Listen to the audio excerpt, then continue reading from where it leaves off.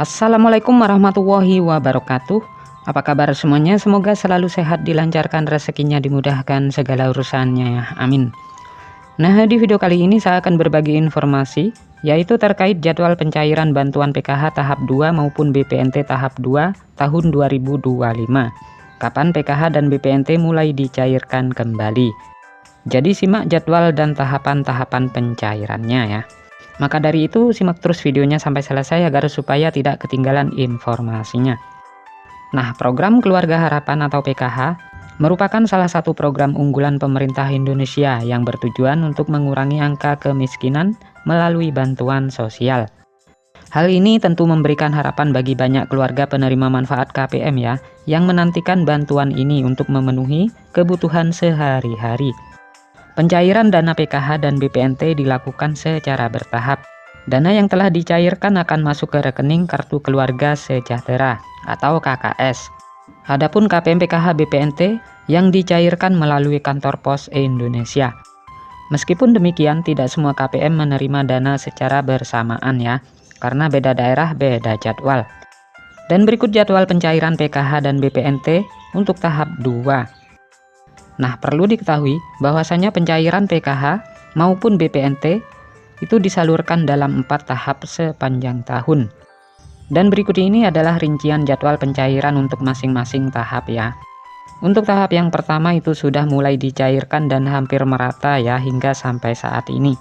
Walaupun masih banyak para KPM yang masih belum cair bantuannya. Sedangkan untuk tahap 2, ini akan kembali dicairkan di antara bulan Mei dan Juni. Untuk tahap yang ketiga, ini akan dicairkan di antara bulan Agustus dan September.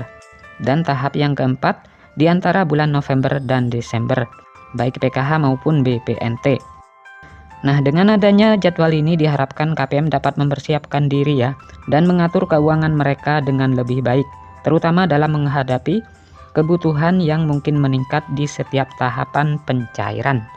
Nah, sementara besaran bantuan PKH bervariasi ya, tergantung pada kategori penerima. Untuk ibu hamil, Rp750.000 per tahap, total 3 juta per tahun.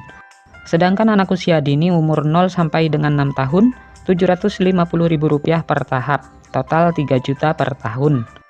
Untuk anak SD sederajat, Rp225.000 per tahap, total Rp900.000 per tahun. Untuk kategori lansia dan disabilitas, Rp600.000 per tahap.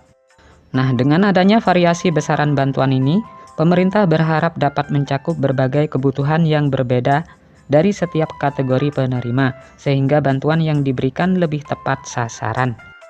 Nah, jumlah penerima manfaat PKH tahun 2025, pemerintah menargetkan sebanyak 10 juta KPM sebagai penerima manfaat PKH tahun 2025.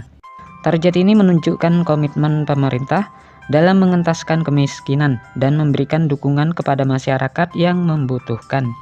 Dengan jumlah penerima yang besar, diharapkan program ini dapat memberikan dampak positif yang signifikan terhadap perekonomian keluarga penerima. Bagi masyarakat yang ingin mengecek status penerima manfaat, kalian dapat mengunjungi situs resmi cekbansos.kemensos.go.id. Di situs tersebut, kalian dapat menemukan informasi terkait status penerimaan bantuan sosial, termasuk PKH dan BPNT.